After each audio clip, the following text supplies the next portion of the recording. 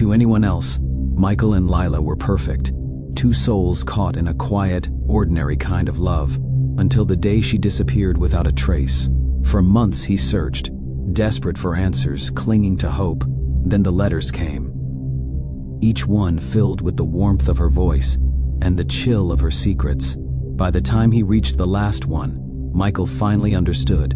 She hadn't been writing to be remembered. She'd been writing to make sure he never forgot. This is Magenta Rose Confessions, where love, lies, and loss intertwine. Magenta Rose presents The Letters She Left Behind. When Lila disappeared, I thought my world had ended. No note, no warning, just gone. 3 months later, I got a box in the mail. No return address. Inside were letters, all from her, each one dated before the day she vanished. And by the time I finished reading them, I realized I never really knew the woman I loved. We met 3 years ago. She was quiet, but magnetic. The kind of person who could make a crowded room feel like a secret only you shared. We fell hard. Mornings were coffee and laughter. Nights were soft music and whispered dreams. She had her own apartment, and I had mine. But we spent so much time together that she rarely went back to her place. Except, maybe, to clean. Her job was great. She was a high flyer at a private law firm. And mine was fine. I was a corporate trader. Then, something changed. When we were at her place, she would check the locks twice. When we were at mine, she would watch me lock up, following with her eyes while she sat, rigid on the couch. She'd flinch when her phone buzzed, suddenly no longer using the ringtone I had gotten familiar with. A light, happy melody. I thought she was just stressed, that something had happened at work, and she was being hyper-vigilant. I wasn't nervous at all. Barely thought about it. She dealt with some dark things in her line of work, and it made sense if some haunted her thoughts. Until the night she didn't come home. 2 nights in a row. I started to panic. I went to her place. Her apartment was locked, and the key I thought I had didn't work. I went to her office. No one had seen her, but it was not unusual, they said. I called her phone, sent messages, even emailed. Nothing. The 3rd night, I called the police. After a quick investigation, the police said she probably left on her own. Her apartment was empty. Her phone, dead. Her bank accounts, 0 balance. Lila Barnes had vanished without a trace. I lost my mind. I searched everywhere we used to go. Every place I knew. Nothing. My boss put me on extended leave, then my health plummeted. I couldn't do anything. For weeks, I was like a zombie, a living ghost. Then, just as I had begun to live again, see light again, then the box came. Brown cardboard. My name in her handwriting. No return address. Inside, 12 wax-sealed letters. That should have been my first clue. The wax. The first began simply, "Michael, if you're reading this, it means I didn't get to tell you the truth." Every letter peeled back a layer of her life. A life I didn't know existed. She wrote about her boss, Aaron Weller, a man who had access to information on all sorts of people. They were lawyers. It came with the territory. But she mentioned that Aaron wasn't some avenger of justice. He was controlling, dangerous. Bribes, secrets, blackmail. He did it all. He had many victims, from politicians to wealthy citizens, to his own staff. She said he controlled her, blackmailed her, trapped her in a web of secrets she couldn't escape. She said when she finally tried to leave, he threatened to ruin her. I had met the man once, at some office party, over 2 years ago. He was powerful, charming. The way he shook my hand, the way he looked in my eyes, the crookedness of his smile, all of it unnerved me. I never went to any office events with Lila afterward. By the 5th letter, her writing grew frantic. Ink stains blurred her words. "He knows I'm going to leave. He said if I talk, he'll ruin you too." The 6th letter was the one that broke me. He came to my apartment that night.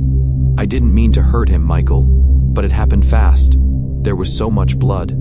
I didn't know what else to do. "Please, Michael, forgive me." She said she wrapped him in a rug, drove to Lake Monroe, and dumped him there. For the 2nd time in my life, I called the police. 2 weeks later, they found Aaron's car submerged in that lake. And inside, a body. The rug, the rope, The same silver watch she mentioned. The detective in charge of the case, Detective Reeves, called me in, told me what they had found. The same day I called the cops, I had handed over all the letters, box and all, to the detective. As he talked, for the first time in a long time, I felt like I could breathe. At least now, I understood why she ran. He said all the information matched the evidence exactly, and that I should contact him if anything else came up. I thanked him, feeling grateful, thinking the worst was over. That maybe, now that the police were involved, they would find Lila. Maybe help her come back. If her letters were correct, which they had been so far, it was self-defense. I felt a calm I hadn't been able to feel for months. Until a week later, when I got another letter. Same handwriting, same wax seal, dated yesterday. You shouldn't have gone to the police, Michael. You promised you'd protect me. You broke your promise. My heart almost stopped.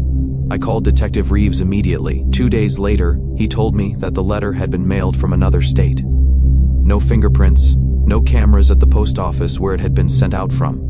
Then he said something that shocked me. From the ongoing investigation, the forensics team found 2 sets of fingerprints on the watch and on the murder weapon.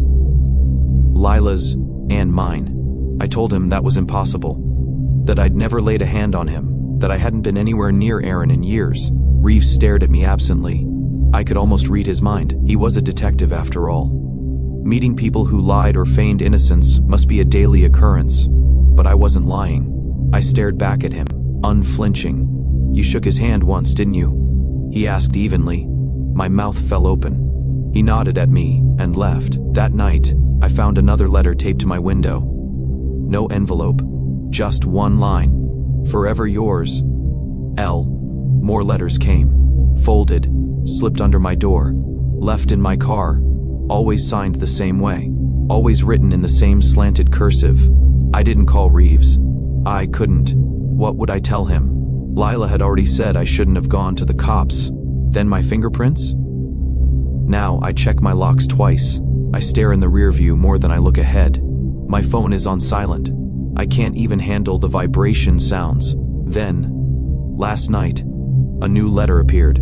Only this time, it wasn't signed, and it was written in my handwriting. Sometimes I wonder if Lila ever really loved me, or if I was just another actor in a play of her design. In one move, she had destroyed not one, but 2 men, Aaron Weller and me. Sometimes I think, maybe she never left. Maybe she's been around the whole time, watching me suffer, watching me lose my mind as she haunts me, keeping me from telling anyone about her, trapping me inside her game, her design. But as long as I keep her secret, she'll keep writing to me, right? This is what I tell myself.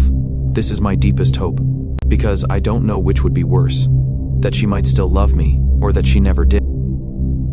He keeps her last letter in a drawer beside his bed, the one written in his own handwriting. Some nights he wonders if he wrote it in a dream. Other nights he's sure she guided his hand. Either way, she's part of him now, in every breath, in every lock he checks, in every silence that feels too alive. Love, after all, doesn't fade. It just blooms in darker soil. This is Magenta Rose Confessions, where love, lies, and loss intertwine. If this story left you thinking, stay a while. There are more shadows to uncover.